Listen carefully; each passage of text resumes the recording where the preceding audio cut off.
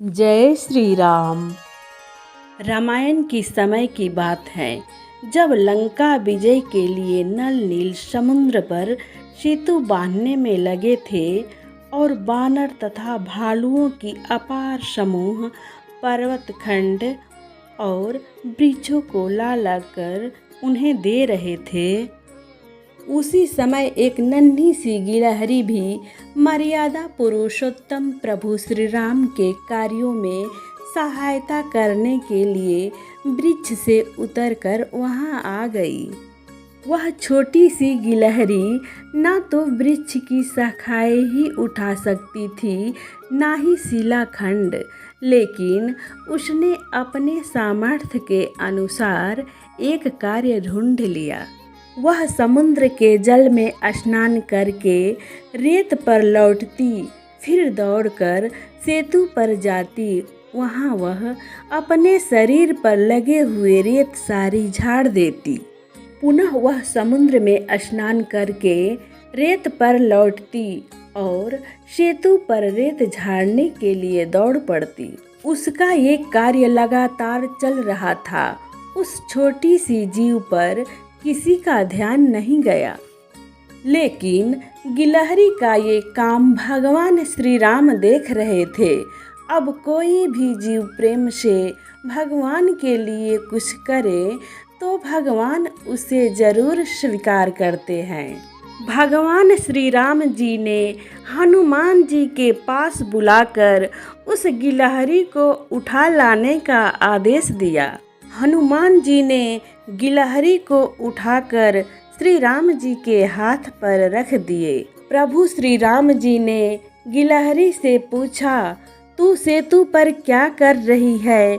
तुझे डर नहीं लगता कि तू किसी बानर या भालू के पैरों के नीचे कुचल सकती है या कोई वृक्ष या शिला तुझे कुचल दे? प्रभु की बात सुनकर गिलहरी के खुशी के कारण रोम फूल गए। ओ बोली, प्रभु, मृत्यु तो 2 बार आती नहीं। आपके सेवकों के चरणों के नीचे आकर मेरी मौत हो जाए, ये मेरा सौभाग्य होगा।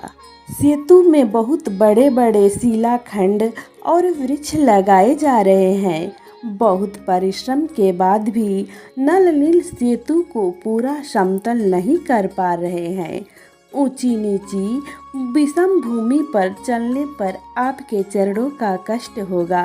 यही सोचकर सेतु के छोटे छोटे गड्ढों को मैं रेत से भरने की कोशिश कर रही हूँ।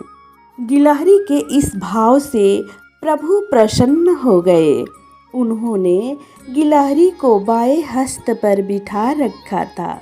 एक छोटे से प्राणी को भगवान ने वो स्थान दे रखा था जिसकी कल्पना भी कोई नहीं कर सकता। श्री राम जी ने दाहिने हाथ की 3 अंगुलियों से गिलहरी की पीठ थपथपा दी। ऐसा माना जाता है कि गिलहरी की पीठ पर भगवान की अंगुलियों के निशान के रूप में 3 श्वेत रेखाएं पड़ गए। तभी से सभी गिलहरी की पीठ पर 3 रेखाएं होती हैं। भगवान किसी भी प्राणी के ना तो शारीरिक सौंदर्य पर रिझते हैं और न ही उसके आर्थिक वैभव पर, क्योंकि भगवान के समान दिव्य सौंदर्य, दिव्य गुण ऐश्वर्य संसार में किसी के पास भी नहीं है। वो तो केवल जीव के हृदय की प्रेम को देखते हैं और उसी प्रेम डोर से खींचे चले आते हैं। गीता में भी भगवान श्री कृष्ण जी ने कहा है, मैं सभी प्राणियों में समान भाव से व्यापक हूँ।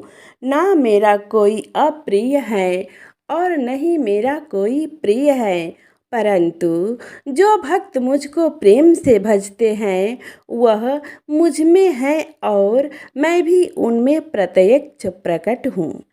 जय श्री राम।